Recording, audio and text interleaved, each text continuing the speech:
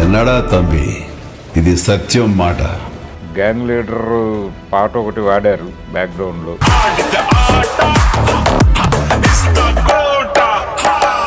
ఇందులో ఇంట్రెస్టింగ్ ఏంటంటే ఆ కీ చైన్ ఒకటి ఉంది సార్, ఐ లవ్ డాడీ అని హీరోలు పోషిస్తాం సినిమాలు అనిపిస్తుంది. అదేదో జస్ట్ ఏదో బండి తాళం ఇస్తున్నాను అన్నట్టుగా విసురుతాడు. ఈ గ్యాంగ్స్టర్ స్టోరీ అనే దానికి ఇది లీడ్ ఇచ్చేలాగా ఉంది. ఇది సత్యం గట్టపు మాత్రమే, ఆయనకి ఇంకొక 2-3 పేర్లు ఉంటాయి సినిమాలు. అంటే తెలుగు సినిమాకు ఉన్నటువంటి మార్కెట్లోనే పెడుతుంది ఇది. సునీల్ ఒకళ్ళు ప్లస్ గెటప్ సీన్ ఒకడు. అంతే. భరద్వాజ్ గారు కాకా మెగా 158 టైటిల్ గ్లిమ్స్.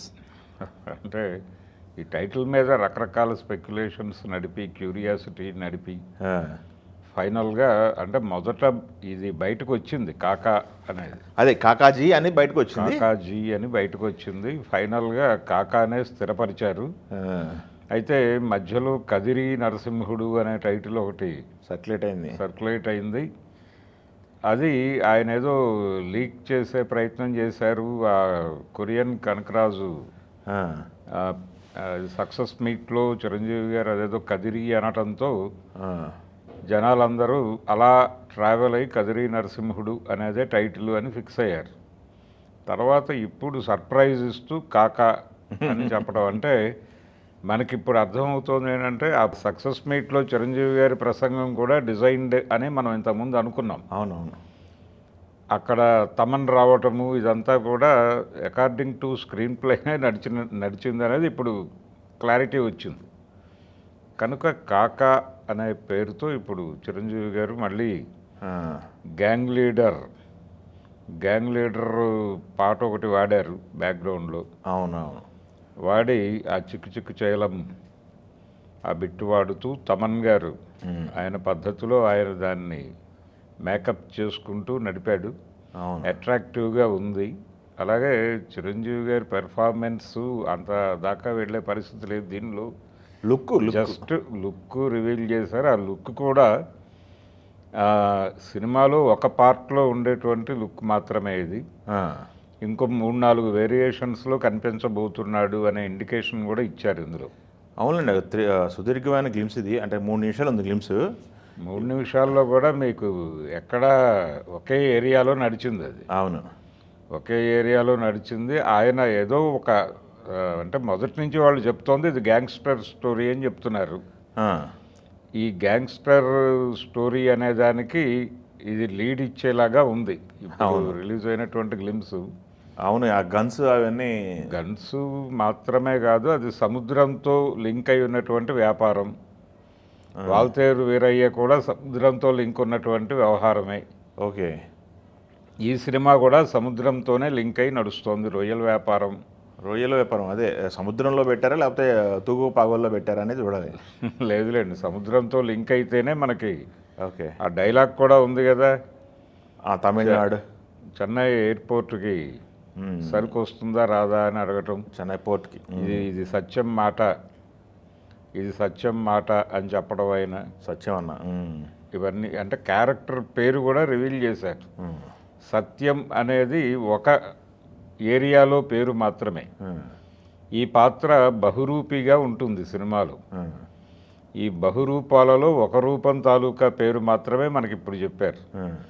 ఓవరాల్గా సినిమా పేరు కాకా అని చెప్పారు. ఒక ఏరియాలో సత్యంగా వ్యవహరిస్తాడు ఆయన.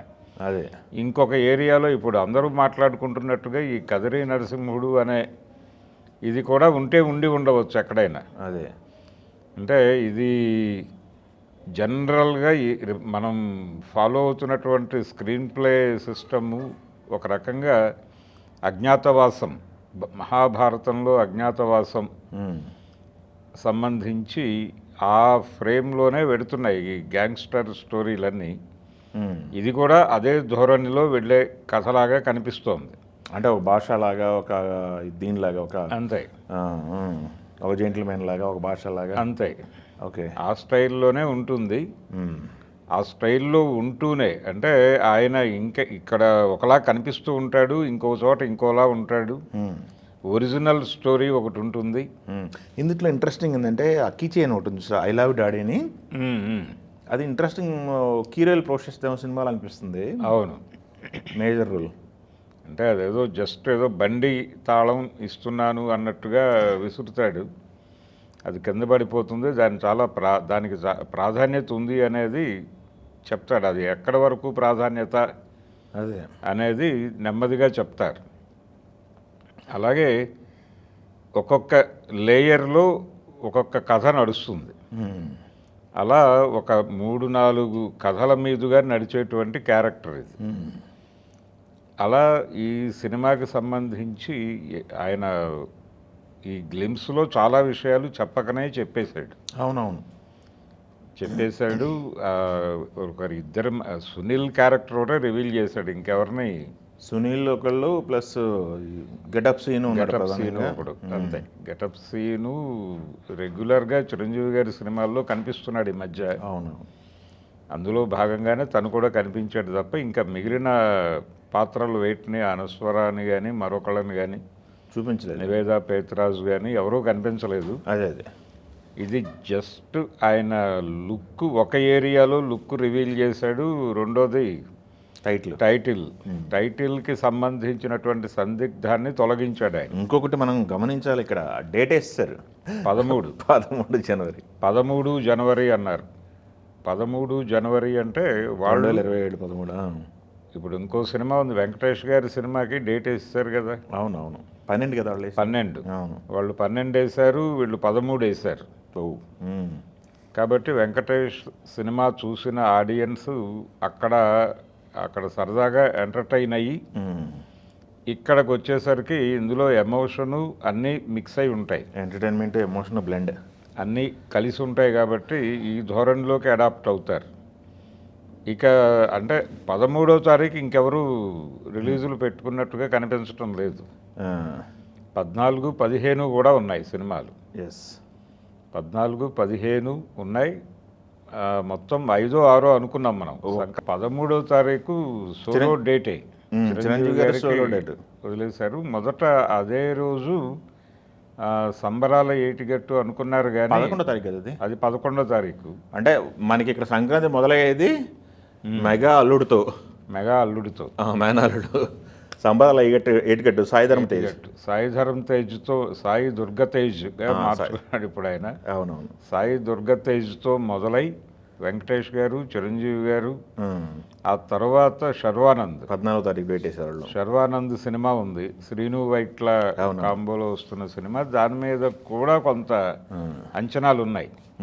అంటే లాస్ట్ సంక్రాంతికి శర్వానంద్ బాగానే పెర్ఫామ్ చేశాడు. అవునవును, కాబట్టి ఎక్స్పెక్టేషన్స్ ఉన్న సినిమాలే దిగుతున్నాయి పండక్కి. 4 సినిమాలు అయితే కరెక్ట్గా బెర్త్ కన్ఫర్మ్ చేసుకున్నాయి. అవును, ప్రస్తుతానికి. ఇంకొక సినిమా కన్ఫ్యూజన్లో ఉంది, బాలకృష్ణ గారు ఉంటారా ఉండరా అనేది వాళ్ళు క్లారిటీ ఇవ్వాలి ఇప్పుడు. అంటే సంక్రాంతికి సంబంధించి చాలా వేగంగానే కన్ఫర్మేషన్స్ ఇచ్చేశారు అందరూ. అవునవును, ఇవ్వటం అంటే ప్రమోషనల్ యాక్టివిటీ వేగంగా ముందుకు తీసుకెళ్ళాలి అనుకుంటున్నారు. అవునవును, అందులో భాగంగానే ఈరోజు చిరంజీవి గారి సినిమా గ్లిమ్స్ రిలీజ్ చేయటము, డేటు, అవును, దాంతోపాటు పోస్టరు, ఆయన లుక్ రివీల్ చేయటం, ఆ బ్యాగ్ పట్టుకొని బొట్టు పెట్టుకొని కళ్ళతో సత్యం క్యారెక్టర్. ఇది సత్యం గెటప్ మాత్రమే. ఓకే, ఇది సత్యం గెటప్ మాత్రమే. ఆయనకి ఇంకొక 2-3 పేర్లు ఉంటాయి సినిమాలు. ఆ 2-3 పేర్లలో 2-3 డిఫరెంట్ గెటప్స్లో కూడా కనిపించే ఛాన్స్ ఉంది. చూద్దాం, అంచనాలు అయితే ఉన్నాయి. వాళ్ళ వేరయ్య హిట్ కాంబినేషన్ కాబట్టి. అవును, ఓకే. ఆయన చిరంజీవి గారి అభిమాని. అవును, అందుకని ఒక అభిమాని తీస్తున్నటువంటి సినిమా అది. తను ఆ పాత జ్ఞాపకాలు అవన్నీ కూడా కనిపించటం కోసమే ఆ గ్యాంగ్ లీడర్ పాట పట్టుకొచ్చారు, బప్పీ లహరి గారి పాట. దాన్ని తన స్టైల్లో బ్లెండ్ చేసుకుని ఆ రీమిక్స్ చేయటం అనేది బాగుంది. అది బాగుంది. ఇంకా ఇలాంటి పాత జ్ఞాపకాలని రేపే ప్రయత్నాలు చాలా ఉంటాయి సినిమాలో. ఓకే, వీటన్నిటి కాంబో అంటే మెగా అభిమానులు ఏం కోరుకుంటున్నారో ఆ అంశాలన్నీ ఉంటూనే ఒక ఎమోషనల్ డ్రామా కూడా ఉంటుంది సినిమాలో. ఆయనకి ఒక బాల్యం నుంచి ట్రావెల్ అయ్యే క్యారెక్టర్ అది. అక్కడ అనస్వరతో ఏమిటి రిలేషను లింకు అనేది అది అది ఒక ఎమోషనల్ ఏరియాలో ఓపెన్ అవుతుంది. అదే అదే అదే ఏం చేస్తారని చూడాలి. మనకు అర్థమైంది ఏంటంటే 3 నిమిషాల టీజర్లో ఆయన ఏదో గట్టిగానే ప్లాన్ చేశారు బాబీ గారు అనేది. గట్టిగానే ప్లాన్ చేశాడు, నెమ్మదిగా మూడ్లోకి తీసుకెళ్తున్నాడు. ఎస్ ఇక ప్రమోషన్ మొదలవుతుంది. మొదలైన ప్రమోషన్ మొదలైంది. నెమ్మదిగా ట్రైలర్లు, ప్రీ రిలీజు ఈవెంట్లు, ఆ హడావిడి మొదలు పెడతారు. ఇది మార్కెట్ ఎక్కడెక్కడ లొకేట్ చేస్తారు అనేది చూడాలి. లోకల్ మార్కెటే.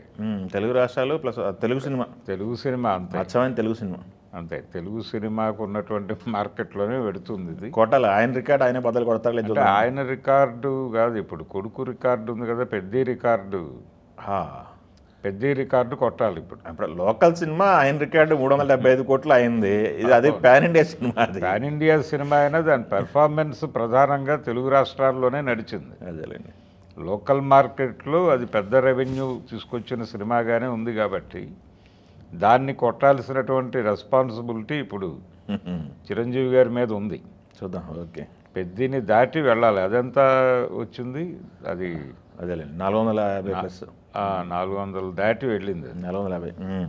కాబట్టి బిగ్ ఛాలెంజే ఉంది. ఓకే. ఆ బిగ్ ఛాలెంజ్ని మీట్ అయ్యేటువంటి కంటెంట్ ఉన్న సినిమాగానే ఈ గ్లిమ్స్ అయితే కనిపించింది. Okay, thank you. తెలుగు